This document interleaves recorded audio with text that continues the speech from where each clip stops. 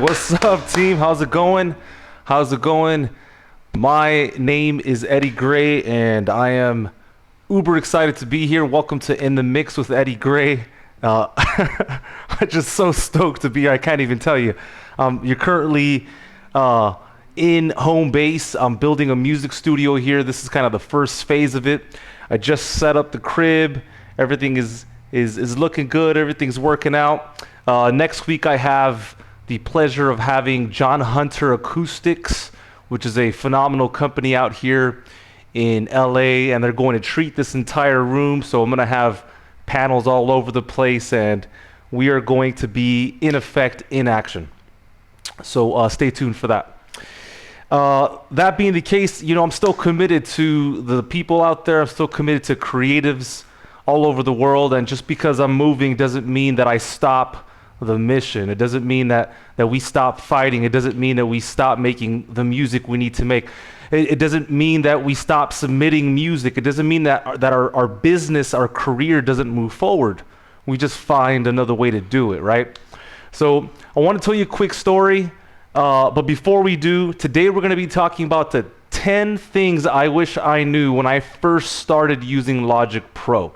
So I'm going to go over just a basic laundry list of all of the most important features inside of Logic, and how you may be overlooking some of these. This is not specifically a Logic channel. I do cover mixing and mastering. I do cover all things music licensing, and also we analyze music. In fact, we just got clearance to actually start analyzing music next week.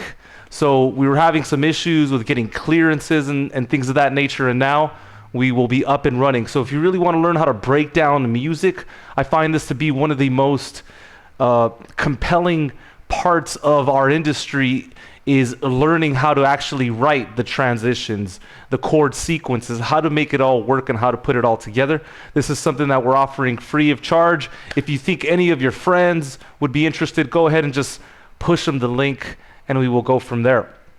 So let me start with a quick story. Thank you so much. Yep, appreciate it. The home studio's coming together. Yeah, much love. And if you guys have any questions, please hit me up. I'm actually gonna film the whole process when they start putting up the panels. So stay tuned for that. But yeah, this is phase one. So quick story. I just want to tell you.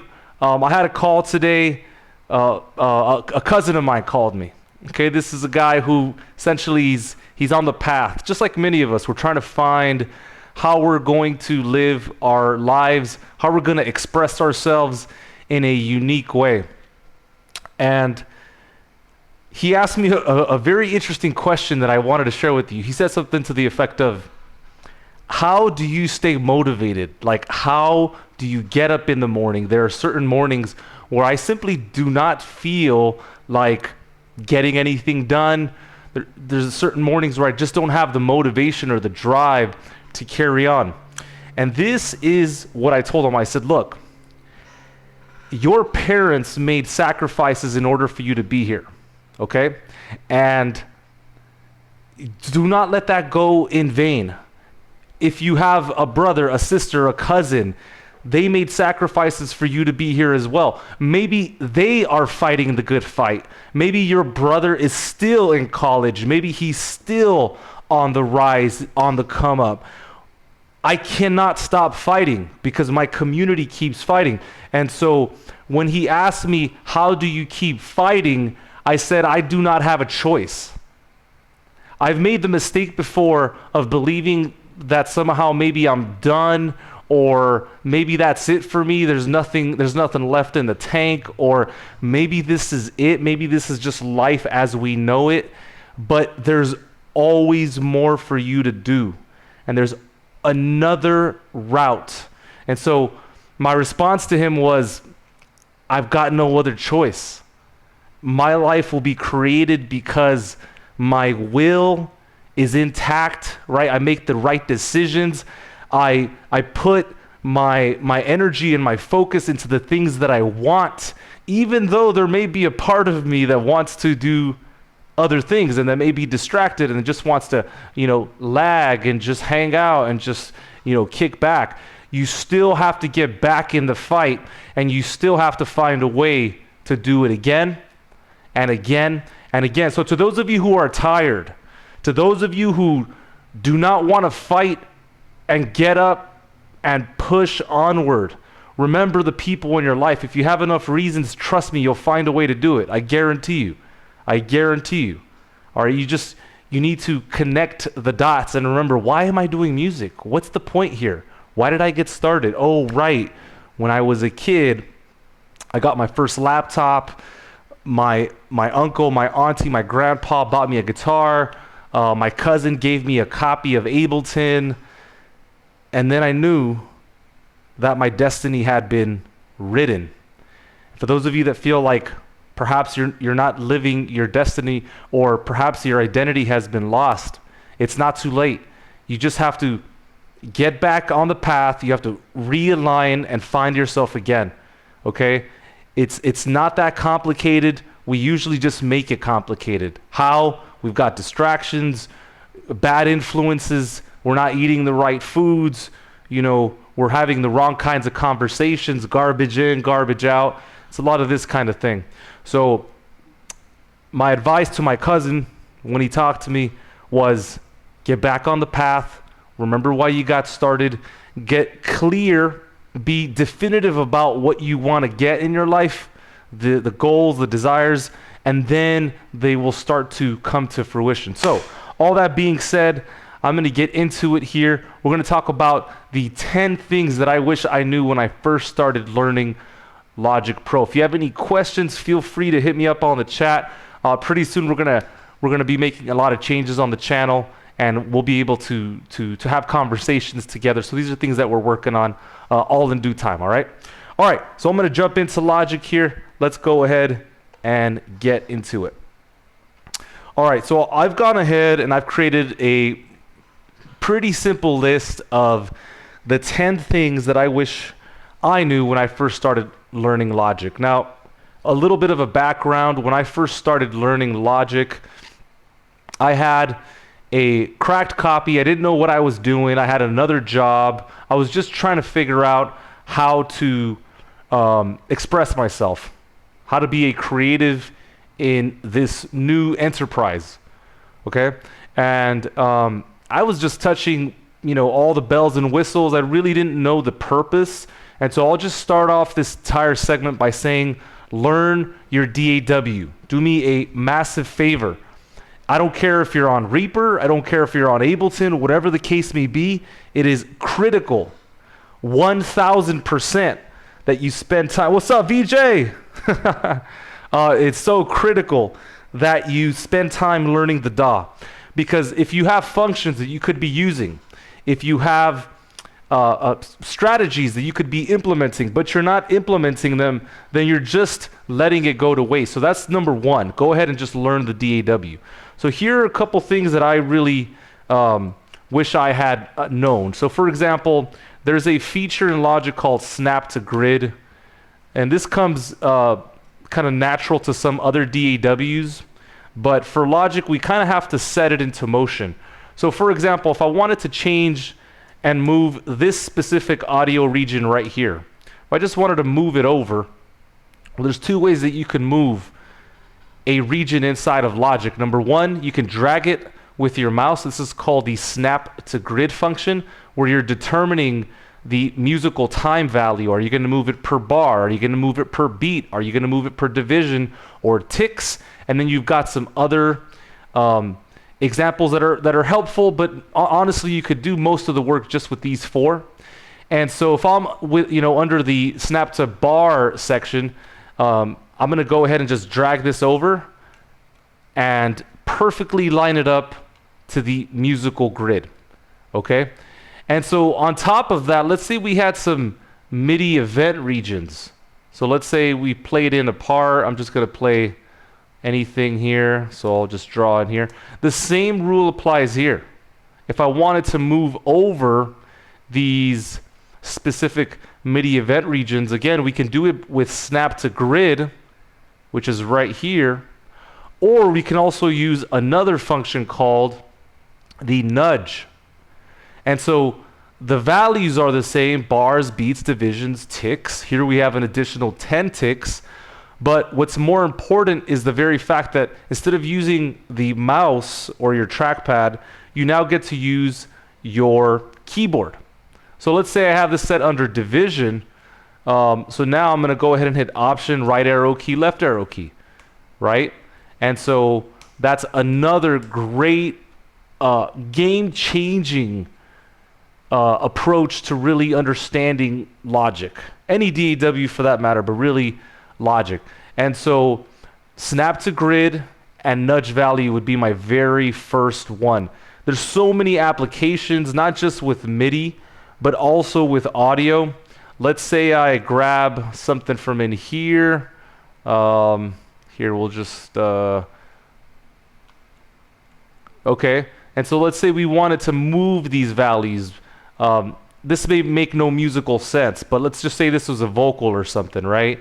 Well, of course you can just eyeball it and just kind of determine like maybe this will work or maybe it won't work.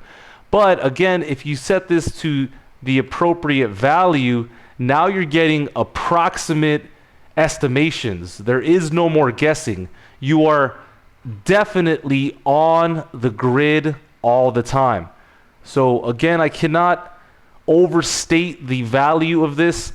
In fact, this one principle will completely alter your experience as a producer, beatmaker, creative composer, etc. So Snap to Grid, learn it in your DAW, will make an absolute difference. Angelina, thank you so much. Much love, much respect, big hugs. We're working on it. This is phase one of the studio, but yeah, we'll get into it. So that's number one. All right, let's get into the next one. Inputs and outputs right here. This is more of a beginner concept, but it has some advanced applications. So if I go into my preferences here, we can see that my inputs is currently set to none. That's because there's nothing I specifically want to start recording. If let's say I wanted to record a microphone, I had my interface connected, we can go ahead and do that. But what if I wanted to record like this conversation?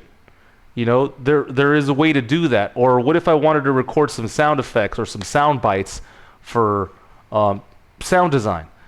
If I set the input device to the iPhone, which you can do via a lightning cable, and I believe you can actually do it via Bluetooth as well, then all of a sudden I could now take that information and record it. I cover this extensively in a lot of other videos, so go ahead and look at our back catalog. But the inputs and outputs is another critical part of really understanding how your DAW works. If not just for the basic functional playback, for creative purposes. Let's say I wanted to track an app on the iPad. I can go ahead, again, connect it, set the input as the iPad. I can play out the part. I mean, there's a lot of iterations of this, but you just want to make sure that you understand how to use your inputs and your outputs in order to get the most out of your DAW. So that's number 2. So the top 10 things I wish I knew when I first started learning Logic would be: number 1, snap to grid or nudge to adequately and exceptionally edit all audio and MIDI regions. Number 2, inputs and outputs, so I could really learn how to play back and how to control my creativity. I'm sure it's happened to all of you when you first started. You're calling your best friends or you're on Reddit or something. Hey, I can't get Logic to work. I can't get Pro Tools to work. I don't know what's going on. And then they say, oh yeah, just go to your preferences, go to your inputs and outputs. And then you're all set. So I'm sure it's happened to all of you. Don't lie. Don't lie. Come on. All right. And so that's number 2. Okay, this next one is killer. You're going to love it. So you know how when you're working, and this is unique to certain DAWs, not every DAW has this, but you know, like sometimes you have limited screen real estate because everything's just populated on the screen just like that. Well, what if I could create another screen, quite literally, called a screen set that will allow me to experience more of my, my screen real estate, if you will. Yeah, okay, I was just checking my my monitor here to see if you guys are looking at the same thing, and you are. And so now, rather than having to, look at this screen and, labor away and squint and try and figure out exactly what's going on, and now all I have to do is hit in Logic Command 4, and now I have a screen that shows me the MIDI in key focus. Now, what do I mean by that? Well, if this specific MIDI, the one that I'm currently coloring pink, is in key focus, then this is the one that will be detailed in this view. This is the screen set, right? So it just depends on what you're focusing on. So let's say I focus on this audio region here on bar number 9. If I hit Command 4, well, this isn't MIDI, so we're not necessarily going to see anything. Now, for all my beginners, if you go under Window and you go to open the audio track editor, well, there it goes right there. And so now we're able to better see the audio. And why is this relevant? Well, going back to snap to grid, let's say you wanted to make a detailed edit where you're moving stuff around, maybe this moves over to the right, and oh, I'm sorry, there you go. And then maybe you move this to the left, and then maybe you want to chop this part up. All of it is accessible and easy to see. We want to be able to distinguish and discern and not confuse any of the settings. So that's a really nice feature. It's called screen sets. I won't take too long on it, but the idea is that you're opening up new windows in order to properly look at your screen. Now, this is something that we could do in a much more elaborate way. For example, let's say you wanted to open up several screens. So if on this screen you wanted to look at the tracks area, if I just use a 4-finger gesture over to the next screen, now we're looking at the piano roll. And let's say we also wanted to look at the mixer, key command, Command 2. Well, now I've got essentially one screen set, two screen sets, and three. I'm going to hit Control Command F, and now in effect I have three screen sets working in my favor. So that's something that I would highly recommend and look into. The workflow is astounding, and you guys know that I'm an Apple certified T3 trainer. I take this serious. I've read over 10, 11 books on logic alone, and I just want to give you the best of the best information. So number one, snap to grid. Number two, inputs and outputs. Number three, screen sets. All right, number four, drummer. Drummer is really outstanding, especially if you're somebody that really wants to learn how to write beats. The drummer comes in two fashions. It comes in either, think of it as an acoustic organic drum kit by way of, rock, alternative, stuff like this.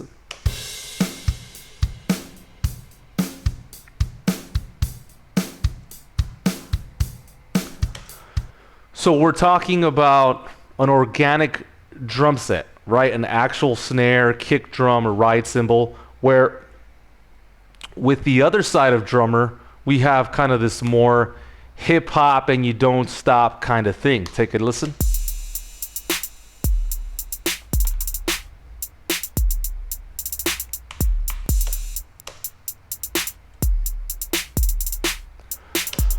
Okay, now why is this important? Why is it relevant? Well, when you're first starting out and you don't know how to sequence a beat properly, you don't really trust yourself, you don't really have firm footing, this is a great way to get started, and it's a wealth of education. There's so much information here that you can extract and take from and learn from that it's absolutely critical that not only beginners but novices alike, there's a lot that we can learn here by way of patterns, presets, and all the various configurations inside of drummer.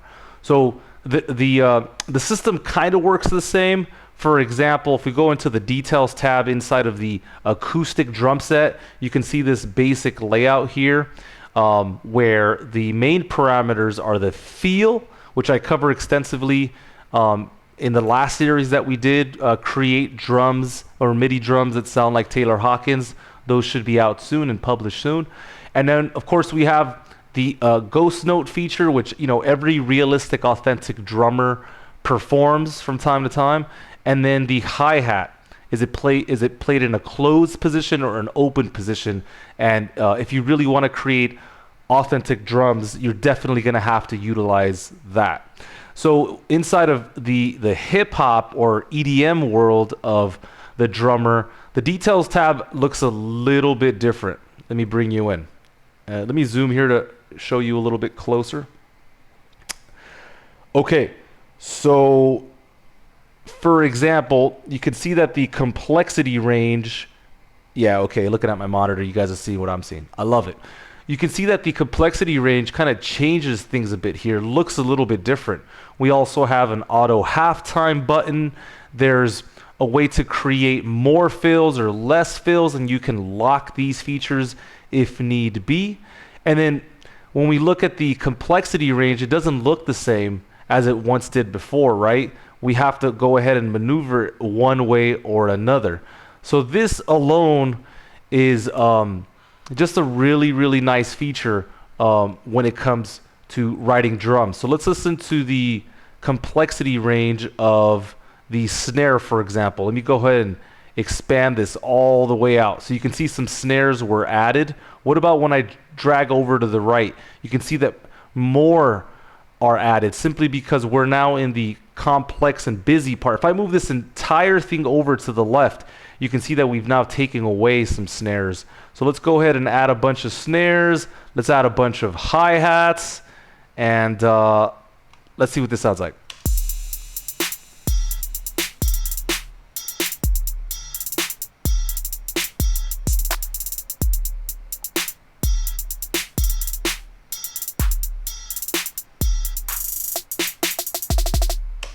All right, good. And of course, I would always recommend to any and all beginners and novices alike, choose your own samples. Don't necessarily settle with what they give you. to start going to the library and start just swapping, some of the stuff that they suggest. So like try out other kicks. And then once you become adept and you start trusting your palette, maybe you're a subscriber to Splice or Sounds, and you can go ahead and start using third-party samples for that. All right, let me close up and clear up the screen. Let's see, that's E. All right, Option Command P to open up the notes. So those were my first 4 points. This one right here is my favorite. Okay, these next two. So what would have made the biggest difference in my specific career when I first started is if I had learned how to edit earlier on. Because for the longest time, I was just trying to figure it out, right? Just like, let's do this, let's try that. I didn't understand snap to grid. I didn't understand how to use the brush tool. I didn't understand how to use the marquee tool. And so these were things that were not only affecting my speed, which is obvious, but they were affecting my overall creativity. So I want to show you some really creative ways to start using loops and editing loops. So what I've done is I've bounced what was the drummer into audio now. So let me color that red. Okay. And I'm going to go ahead and just give you a quick example of some basic things that you can do. Now, again, if you're not on Logic, it doesn't necessarily affect the flow. What I'm suggesting is that you get third-party MIDI loops, third-party loops in general, and you start to hack them in a way to make it your own. For example, I'm going to take this basic 12-string Dream number 3. I'll let you listen to it. Actually, I don't like that one as much. Let me try this one. Yeah. Okay, so sounds pretty basic, right? Take a listen. Okay, but instead of using the sound that they suggest, why not make it your own? So I'm going to go ahead and use a fun soft synth called Thorn. It's capital Thorn. And Thorn is like a really modern synth. If you're looking for a modern sound, this thing is an absolute beast. So now listen to Thorn in action. After selecting the MIDI loop that was performed or preset or pre-made by the developers of Logic. So I took their idea and have converted it into something else. Check it out.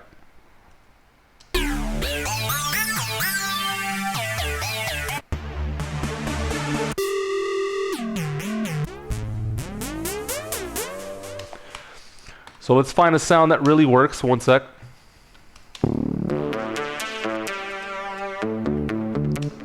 Okay, so that's great. So not only is it enough just to change the sound, but what I'm suggesting is that you even play with the parameters as a whole.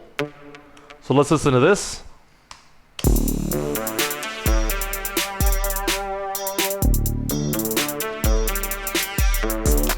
So then now I will use the snap to grid bar feature, right? This is something I do automatic now. It's just part of my flow. It's part of the way I think and breathe and see and live. So now we've got a pretty interesting sound set without really doing much work, right? And then of course you could go in here and make it vastly more interesting. You could go in here, you could change the expression, or why don't I go ahead and change the modulation? So at the very end, I'll just have this kind of bend up, something like that. Let's see what this sounds like. This should go back to 0 from what I understand. Hold on. Yep, let's bring this down. All right, here we go.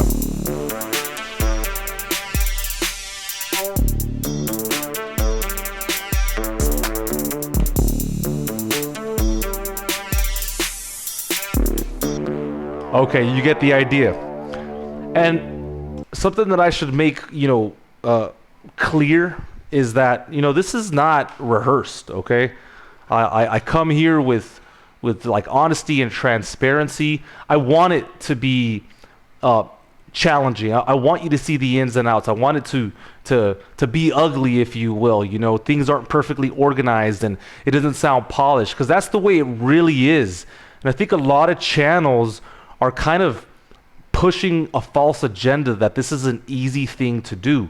And while I think it's doable and simple, and I think that anybody that has the will and the might and just the audacity to do it, I don't necessarily, claim that it's easy. I think it can be with the right mentorship, under the right tutelage, with the right focus and determination, of course. But that doesn't mean that it's going to happen overnight.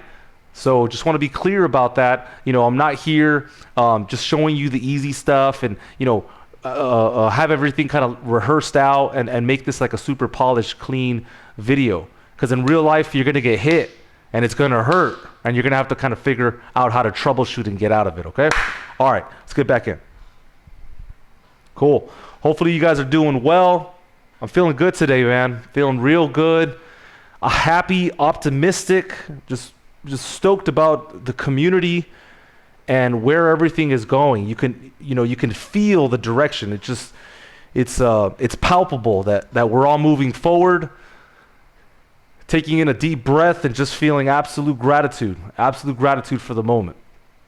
So, a couple, fun and interesting things you can do with loops, change the instrumentation. Going back to drummer, one of my favorite things to do is, like take a rock drummer or what have you, and then just change up the actual drum set. Like, do not use what they suggest you use. Just change the drummer and use the algorithm to help you be creative.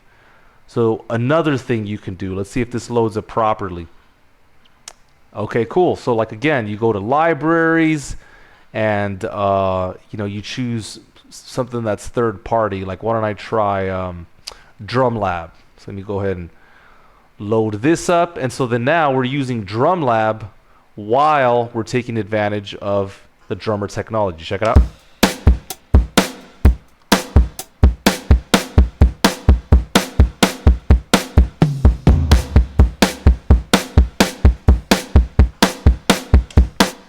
Okay, cool. So I think you get my point there. So let's see, the next thing, number 6, editing loops. Okay, so this one right here is absolutely important to really figure out. So we've covered snap to grid and the importance of that. Haven't even gotten to the marquee tool yet, which is number 9, but we're still on number 6 here. And how you can effectively and completely change the performance of any loop under your discretion. So for example, we've been playing with this this drum beat here. Take a listen. Okay, so rather than it just kind of playing one time over like that, I can have the kick come in hard like this. Right? It doesn't have to be just because they're suggesting something, we have to do it that way. I mean, you can get really bananas if you really learn how to edit properly. Check this out. Like for this snare, we'll just go AWOL. Check it out.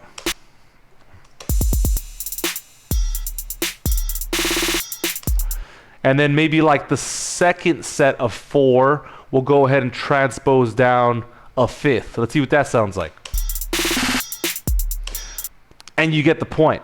So if you become a master of this, if you become skilled, if you take the time to learn the ins and outs of your DAW and form a relationship to it, it will pay back in dividends. So let me show you another example really quick. So you remember this software synth? Take a listen.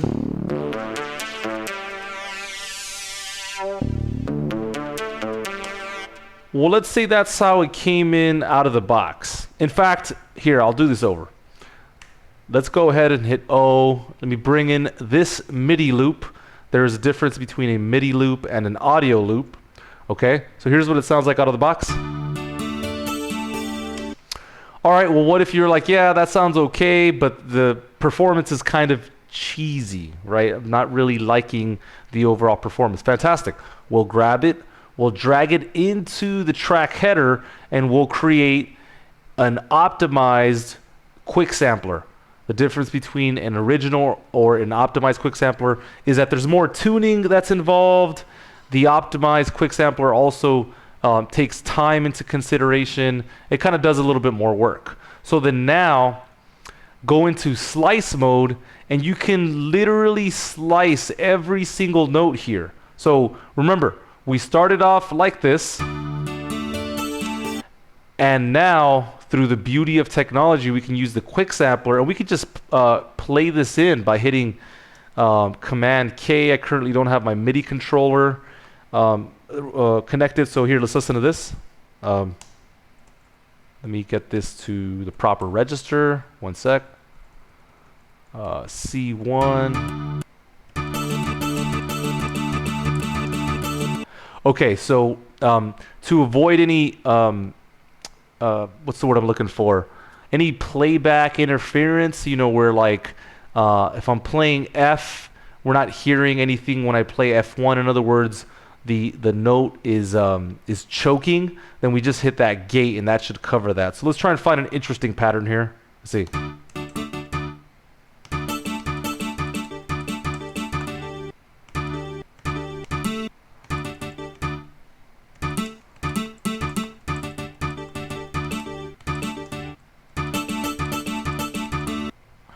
So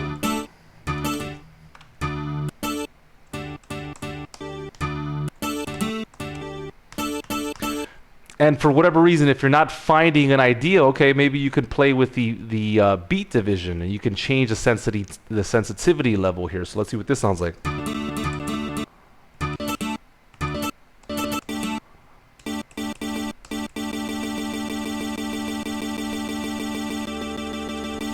See, like even that could be something right there, where that becomes an idea. Here, let me show you what I mean. 1 second. You got to think outside the box sometimes when it's not working. So I'm going to use another feature called Note Repeat. I'm just kind of, again, unrehearsed. We're just kind of going in the moment, going with the flow. So here, listen to this. Let's do eighth notes.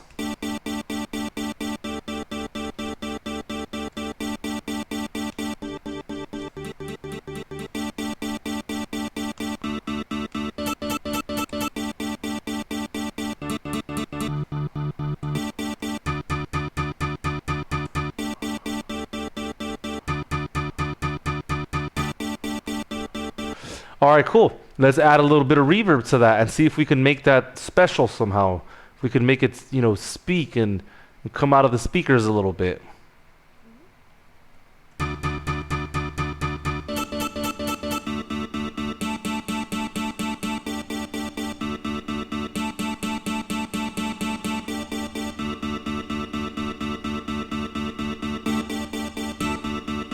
Again, put a little bit of delay on it or something, and then you might have something to work with at this point.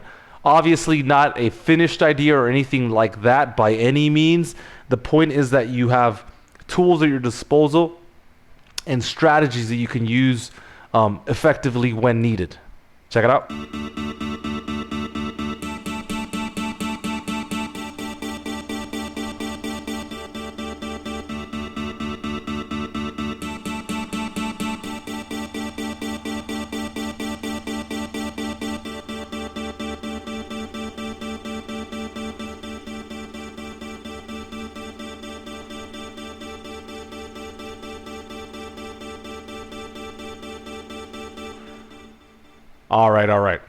All right. So that is great.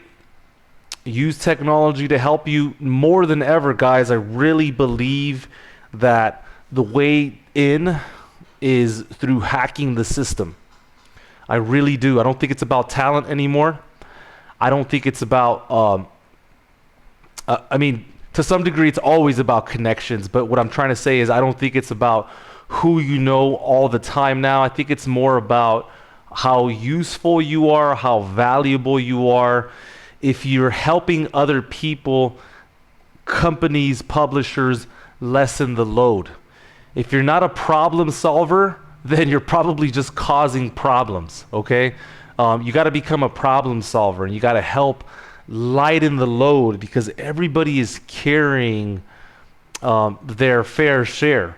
And if you're not kind of attributing to the procession and allowing, communities and groups of people move forward, then it's really challenging to kind of bring you along. So just make sure you're solving problems. And if you're not good enough yet, that's okay. That's okay. There are things that you can do.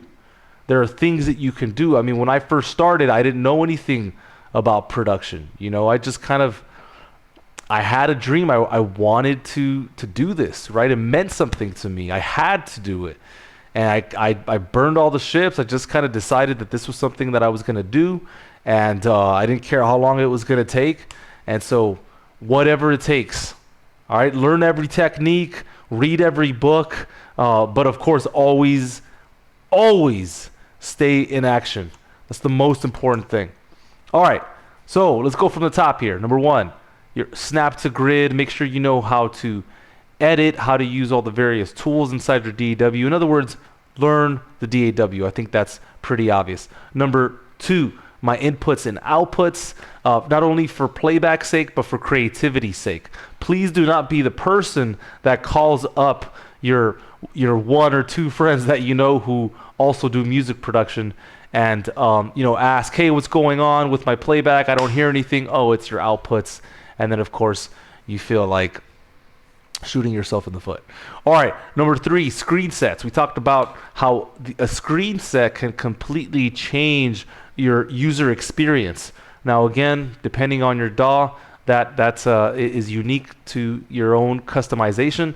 But the idea is that you're not always looking at one screen, and perhaps you can go back and forth between two, maybe three screen sets. Again, not every DAW has it. Or to what extent does it have it, but you have to be able to properly maneuver your DAW. Number four, I wish I had really learned drummer, as I know for a fact that it would have saved me a ton of time. All right, again, maybe you're not that fast yet, but if you learn how to use the technology, it can do some of the work for you. So just a quick side note, with drummer we have acoustic sets, and then we have the kind of modernized hip-hop EDM genre as well. All right, number five, using loops, finding some creative ways. I had a kid come over my studio last week, and he asked me, hey, do you use loops? I said, yeah, I use loops. Just not all the time. I mean, it's project specific. If I have a client and they say, hey, can't use any royalty-free samples, stay away from the loops, then I stay away from the loops. If I have a client and they say, hey, you can use some loops, just stay away from the top lines, then I stay away from. So it all depends on the market. If you have a client and they don't care if they have royalty-free samples, then that's a whole nother thing as well. So just, be aware, be hip to your client's needs, and you should be good. Number six, editing the loops. This one right here. This is when, for me, I started noticing a shift when I started to compose myself like a professional. I really started learning the DAW. It was something that I just knew in and out. It all started with editing loops though. So not only learn how to use the loops and learn how to hack them, but also learn how to edit them. Okay. All right. Let's go with number 7. 10 things I wish I knew when I first started learning Logic Pro. Number 7 is called project and track alternatives. Let's say you had a part, and why don't I change this? Let's use Omnisphere or something. And I wanted to take an idea that perhaps I'd been playing with, but I wanted to just kind of keep it in the background, right? Kind of keep it behind the scenes. Well, that's something that you can do. Let me check some of these sounds, because sometimes these sounds are really bananas. One sec. Let's see if we could find. Let's try that out.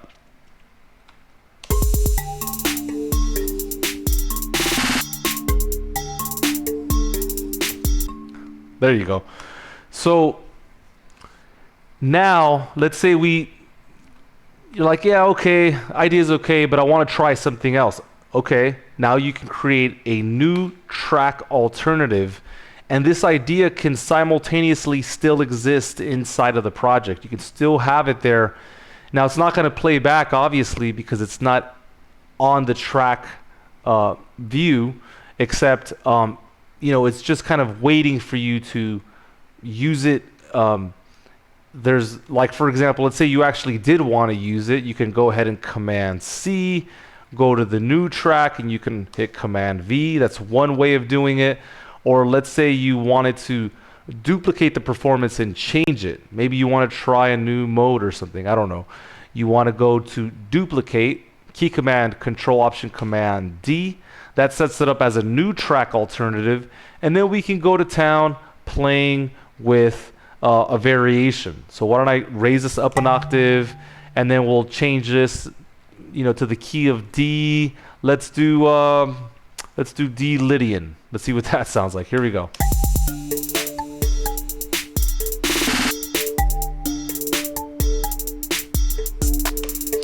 You get the point, right? I still have at my disposal track A, and I don't think it's been processed by the D Lydian scale quantize, but let's go ahead and make sure. Here we go. Sounds like it has kind of been processed in some way. Let me go ahead and change this back to major. Hold on. No. It's been saved. I could hear it. I was just making sure. So just be aware of processing and if anything has carried over into the next performance. So that's on a track basis, team, right? We have the one track and we're kind of flipping through ideas. What if you wanted to do that as a whole? The entire track, right?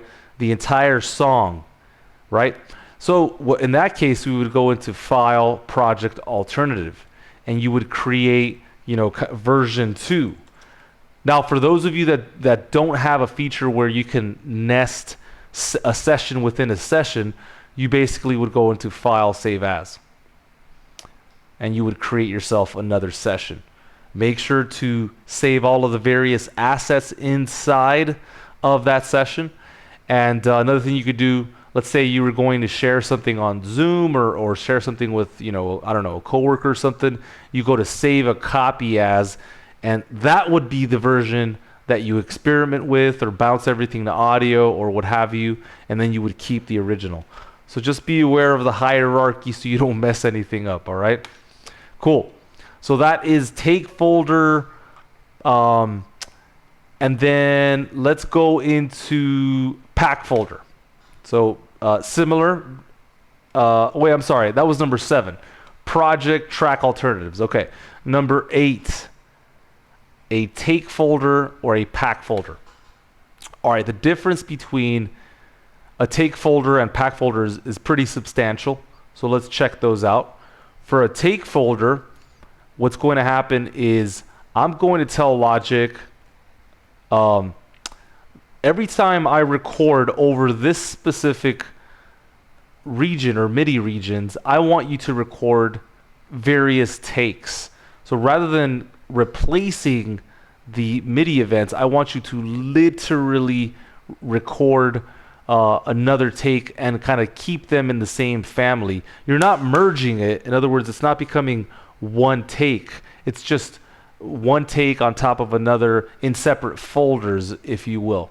So I'm going to go into record, and I'm going to go into MIDI recordings, overlapping MIDI recordings, and I'm going to say, hey, when the cycle region is off, I don't want you to merge the recording. I want you to create a take folder. And so again, now what's going to happen is when I start playing something, let me get out this guy.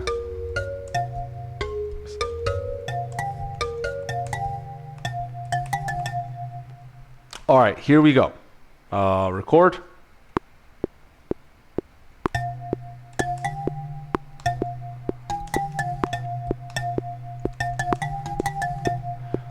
Okay, so then now you can see that this is take number 2 and take number 1 is right here. So what's the difference between a take folder and a track alternative?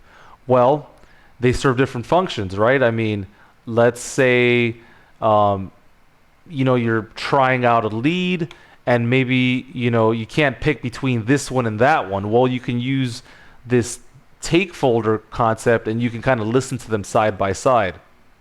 With audio, it's a little bit different. If you've comped vocals ever in your life, you know how that works. Like, or a guitar solo or something, you're trying to comp the best part. You're trying to find the best take of all the various takes, and so that's a whole nother thing. But a lot of this, there is some carryover. So of course you could use both of them in the same way with the same purpose. That's an obvious thing, but it's how you do it and how you stay organized. Because a take folder could work for her, and he might want to use a track alternative. Something that I'm interested in real quick is, let's say I bypass everything inside of the channel strip. If I go to the track alternative B, will it show up? And you can see that basically this has nothing to do with the channel strip itself and has everything to do with the information on the screen. It could be audio, it could be MIDI, so I just want to be clear about that. So that's a take folder. Okay, what about a pack folder?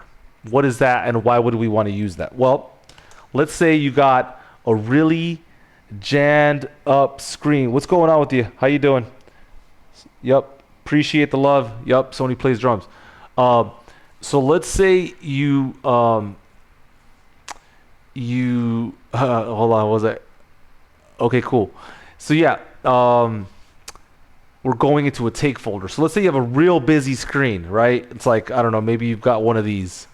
Not sure if you guys know, but you can actually use 1,000 tracks in Logic now. Why don't I just do 100 to keep it basic? All right. So then Logic is computing, and you got a session that looks something like this. I'm sure you guys have been in this world before.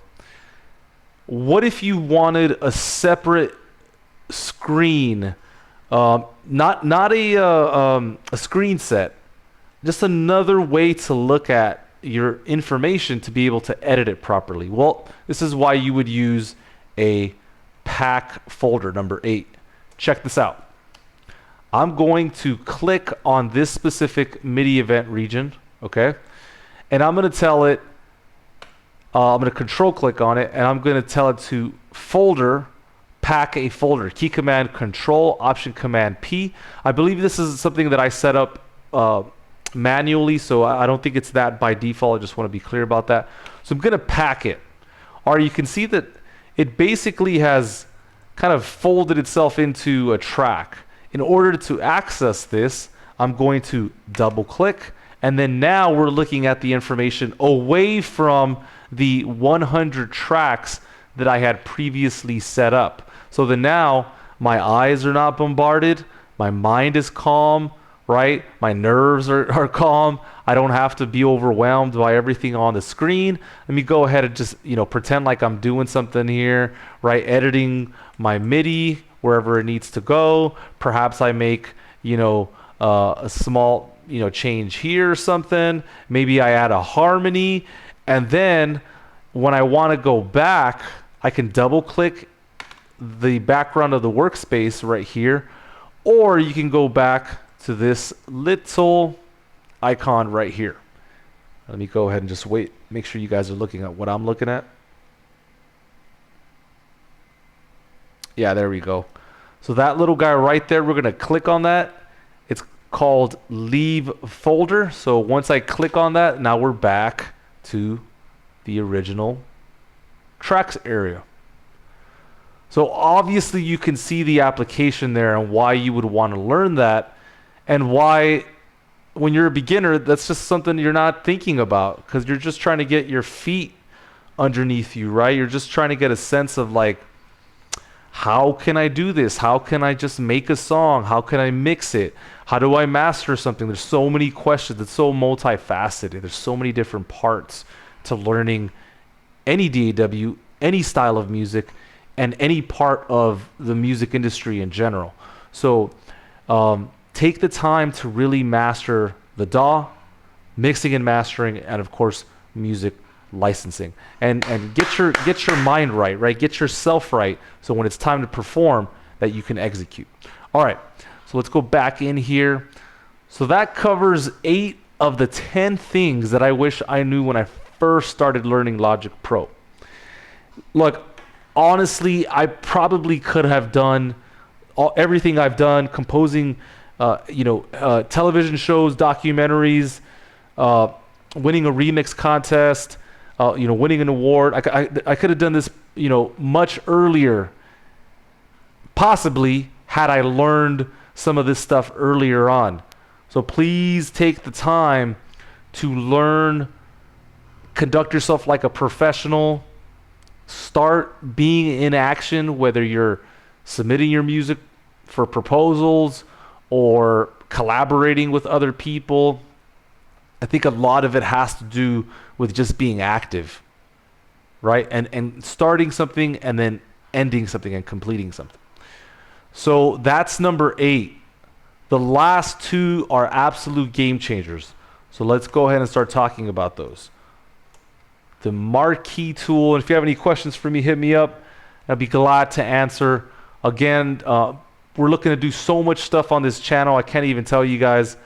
We're going to start analyzing music soon, and I'm super excited about that. And another thing that we're planning on doing is just taking a bunch of questions from you and making sure that we serve you the right way and give you the right information. So I'm going to go ahead and just put together like a real simple trap thing. Let me see. What is this? Yeah, that's cool. All right. Let me see if I could just put... All right.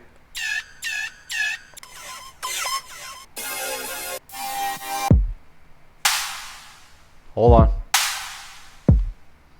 Maybe we'll change this BPM up a little bit. 135. All right, and then what's this?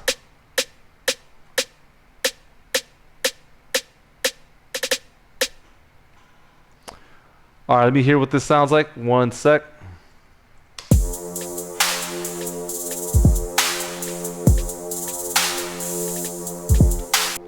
All right, let me turn this into that. Okay. All right, we'll get into that in a little bit. Let me take this out of the way. Okay. So the marquee tool. So what are some applications with this absolutely incredible tool? Well, number 1, if I can tie this back into the snap to grid function that we talked about when we first started, which I believe is the heartbeat of this program. When I sold my Logic curriculum to LearnQuest, I made it very clear that most of the work that I do, you got to remember that I sold not just the curriculum, but the presentation, how I present the program to all of the various instructors that they provide the teachings with worldwide. I let them know that the snap to grid function is what I believe to be the core of the program. Okay, so that being said, we're utilizing the secondary tool, which is called the marquee tool, holding command in order to access that. All right, here's all the various snap to grid musical time values. And so then now all we have to do is to command click, and there is a marquee selection right there. Now a marquee selection can be just one point or one selection, or you can actually create a selection like this. Now why is this relevant? Well, let's say we wanted to take this first snare right here, and you wanted to add a bunch of reverb. Okay, well, you can. Control B bounces it to audio. Then we go into the audio inserts, and I add chromoverb in a snap, and here we go.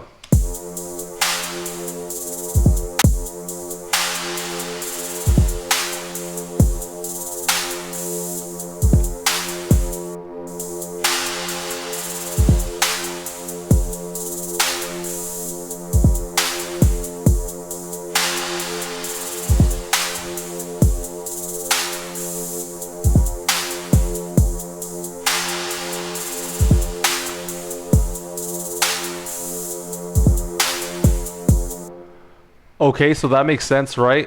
And then again, going back to this concept of editing, at this point, everything kind of ties together, okay? Because, obviously the DAW, it is an instrument, right? And of course, everything is going to just start to complement uh, everything else as soon as you start learning it. So now I'm using editing, I'm using loops. Check it out.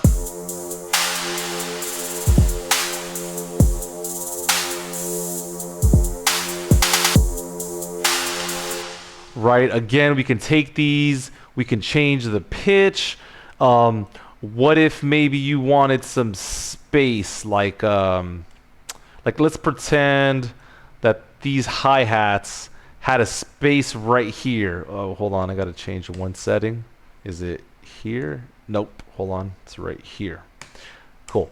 All right, so let's say we wanted to take this entire thing and move it over. It's sometimes hard to see, right? Because you don't know where the space is, and so that could be confusing. But if I now create a marquee selection and I hit Command J, check this out. Now it bounces it with the space, with the how do I say this? You can bounce it while considering the space. So again, I'm going to go back. I'm going to select from here to here, and then I'll hit Command J, and then that should bounce it. It's not happening on this side for some reason. Here, let me try it somewhere else. Could be a bug. Let me move this over here. So from here to here, and then we'll hit Command J. All right, so definitely yeah, see, it's actually playing it. No, it's not actually doing it. Okay. Well, anyway, that should bounce. Let's corroborate that. See, this is what I'm talking about. Doesn't always turn out, so you got to make sure. Let's see. I'm going to Command J that. Okay, so this is a perfect example of what it should look like. And this right here, my friends, is a logic bug. Get used to seeing those. They come out from time to time. It just is what it is.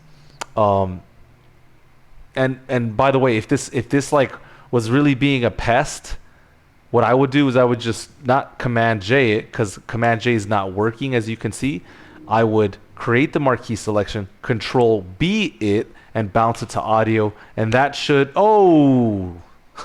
okay. So now it's just being troublesome. What are you gonna do? The last line of defense would be another hack, but man, let's keep going here. We're making progress. So anyway, that's something to look out for and something to be aware of. Just another quick thing, because I like to close the book on things. Let's say that, again, this was happening and you weren't too happy about it. I would bounce the whole thing to audio, like literally the whole thing, and then try again on the new audio. So I would try it like here. And so you can see that now the space has been considered and everything is all good. All right, so let's keep moving. The only reason I do that, team, is because I just want you to see that there's always an answer. All right, there is always an answer. I don't care who says what about it. You gotta find the applicable answer. You have to find how to get it done. If the job calls on it, it's the 23rd hour and you gotta turn it in. It doesn't matter. You're gonna have to find a way. There's always a way. Okay, learn your DAW. All right, let's get into it here.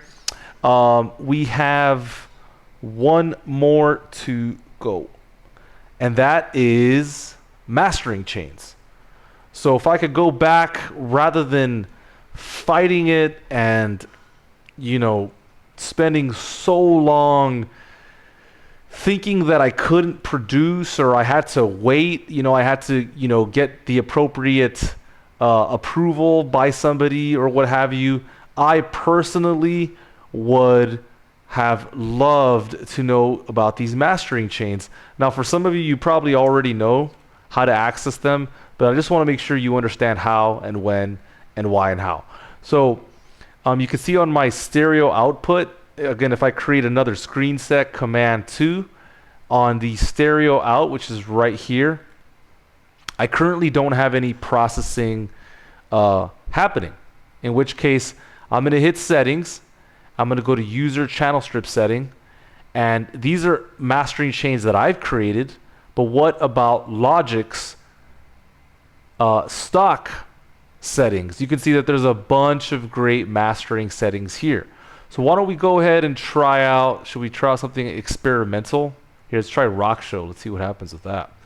So we'll put a distortion plugin.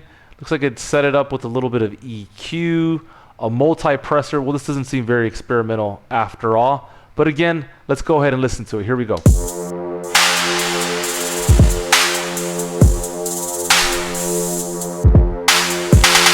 So that's merely one interpretation of a mastering chain, right? Let's go ahead and try out something else. And you know, let's listen to it before. Here's before. All right, so you can hear that it made quite the difference, all right, in terms of making it louder, in terms of making it bigger. I by no means think this is a professionally sounding track, but again, when you're first starting out, you need all the help you can get. Okay, so let's try out one or two more. If I go back to the factory, let's try out dance and see what that sounds like. So again, a little bit of EQ, another multi-presser, and then another limiter. Okay, let's check this out.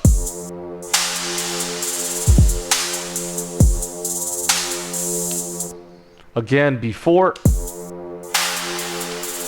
lot smaller, lot tinier, thin, right? Not the same thing. And then let's try out one last one. Let's do add low density and see what that's. Okay, cool. So now we've got a compressor. Wait a minute. Am I on the right? Nope, I'm on the wrong track. One sec.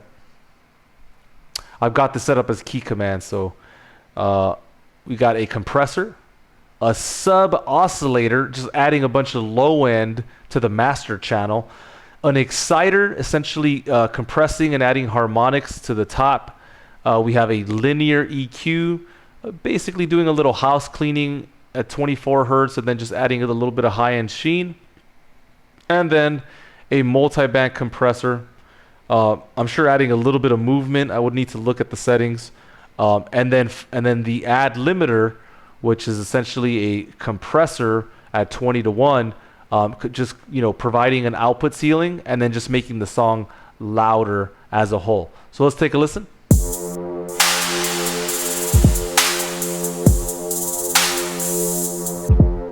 Again, before and after.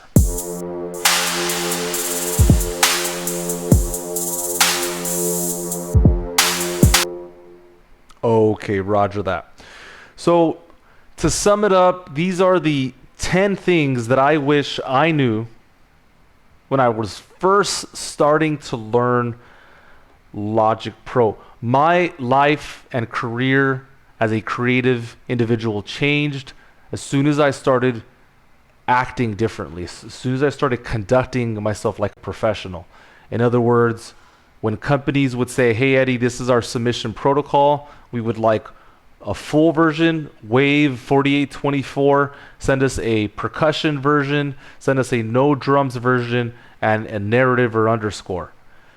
I created, you know, at the time, like a text edit or a Word doc, and I would detail out single-handedly what they wanted so that I could give them exactly what they needed in order to move my career forward. They weren't just helping themselves, right? They were also helping me move along. So if you have any partnerships or any collaborators, or if you're an intern, do the best that you can. Fulfill the job with all your might, with all your being. And this also applies to people who've been in the game for 5, 10, 15, 20 years, okay? If you currently are working with 2, 3, 4, 5 publishers, you've got, you know, 10 clients that, you know, kind of circle, you know, year round, do me a favor and always just give it all you have. And what ends up happening is, of course, you get return business, but on top of that, you become exceptional, right? You become crafty, and people start to trust who you are musically. And that's not an easy thing to do and to accomplish, right?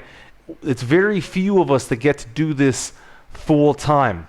and I want to help you get to where you want to get to. If you have dreams just like I did once before, if you have goals and aspirations that you know you can fulfill, and you're being in action, then follow me. Let's keep moving the ball forward. It's just one day at a time. It's one brick at a time. Okay, today's message is about persevering, remembering who you are, remembering the reason why you're doing this. If you're tired, please think of your family, think of your partner, think of other people that you could be benefiting. Think of the group that you're in that gets inspired by you. They may not tell you, but believe me, we're all helping one another, even if it's in small, incremental ways. So that being said, I thank you guys for another beautiful session. I'm gonna have this basic setup for a while, so I'll keep coming up with some interesting things to cover. But the goal really is to start analyzing music and just really get into the nitty-gritty of how to build compositions in various genres. I don't care if it's modern or not, but the goal is and has always been to, number one, be a self-sufficient, fully self-expressed artist in whatever format or whatever way you want to express yourself.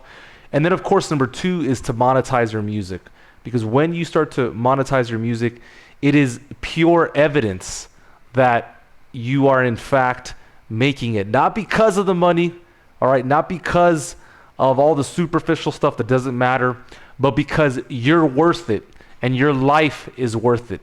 So I want you to keep pushing forward. I want you to prove not only to yourself, but to your family that loves you and has made all the sacrifices for you to be here, that you are worth it. And I know you are, and I will continue fighting for your day. All right, guys, I'm gonna get out of here. Thank you guys very much to Sony, to VJ, to Angelina, to Sarah Johnson, to all the good people out there. Keep pushing, keep fighting, keep evolving, and keep your frequency high. All right, thank you very much. Peace.